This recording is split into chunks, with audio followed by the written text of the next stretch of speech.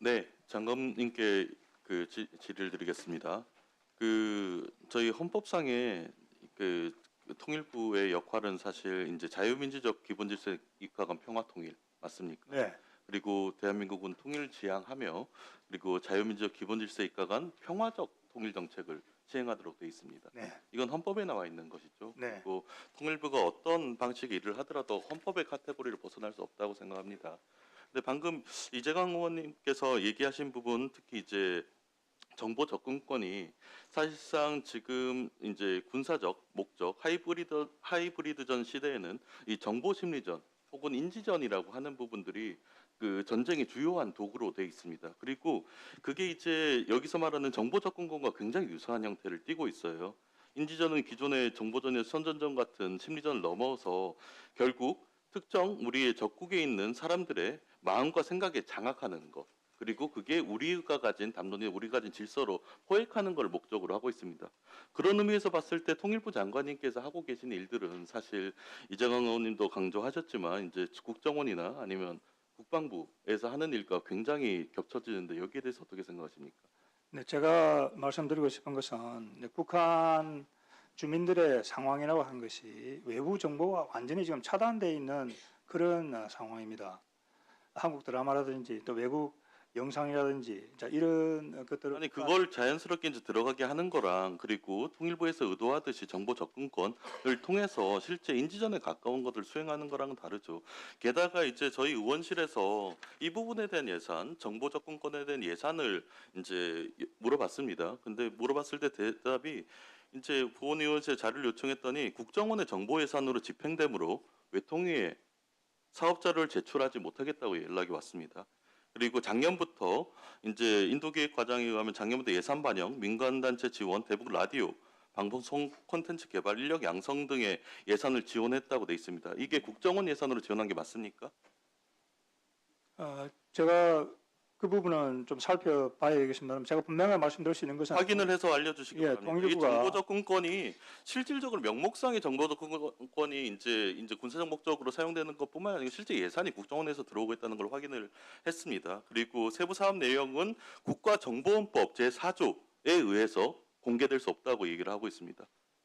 그러면 통일부에서 하는 역할이 국정원이나 이제 국방부에서 할 일을 대세할 거면 왜 통일부가 왜 존재합니까? 그냥 그 부처에서 하면 되는 거 아닙니까?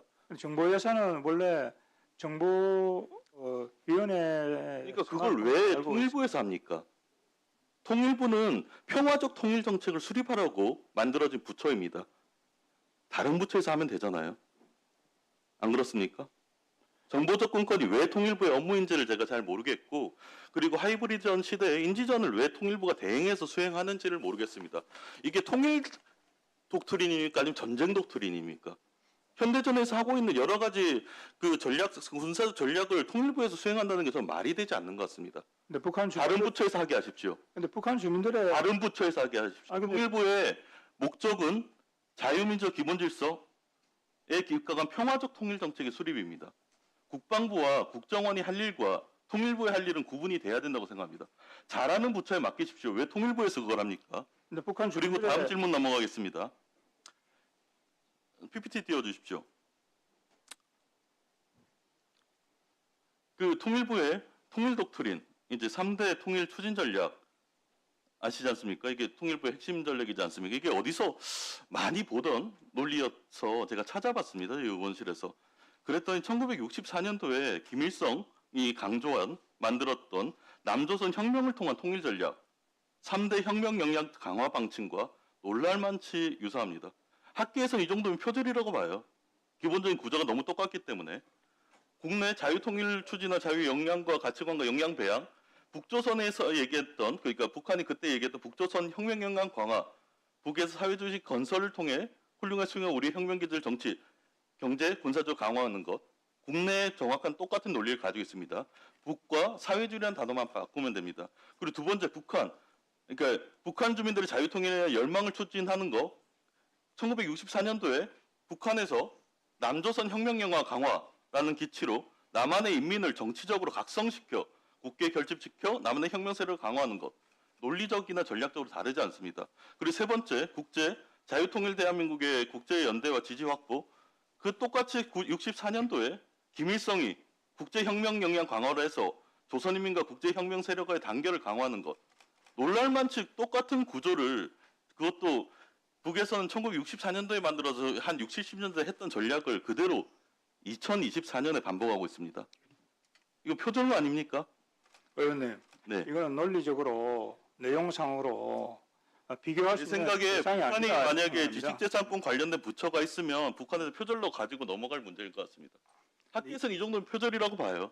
의원님, 이거는 너무 똑같습니다. 전혀 비교할 수 있는 그런 대상이 아니다 이렇게 생각합니다. 북한 기본적으로 김일성이가 지금 하는 나도 이야기는 대한민국을 적화 통일하겠다고 하는 것이고, 윤석열 대통령께서 말씀하시는 건 북한을 자유 통일을 하겠다고 하는데, 자유 그걸 어떤 통일이죠. 식으로 이렇게 아니 인간을 지금 말이 안 되죠, 그게 지금. 적과 통일에서 군사적 수단을 통해서 남쪽 다른 쪽을 통일하려는 게 적과적 통일이잖아요.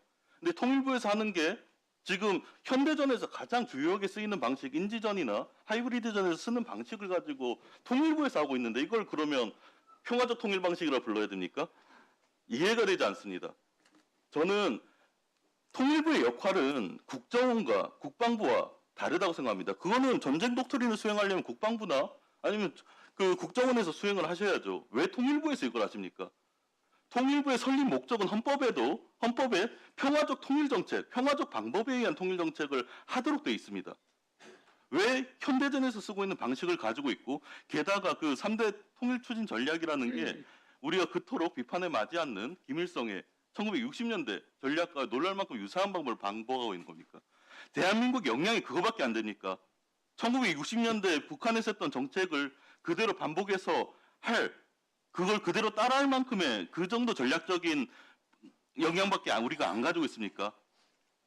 실망스럽습니다. 바꿔주십시오.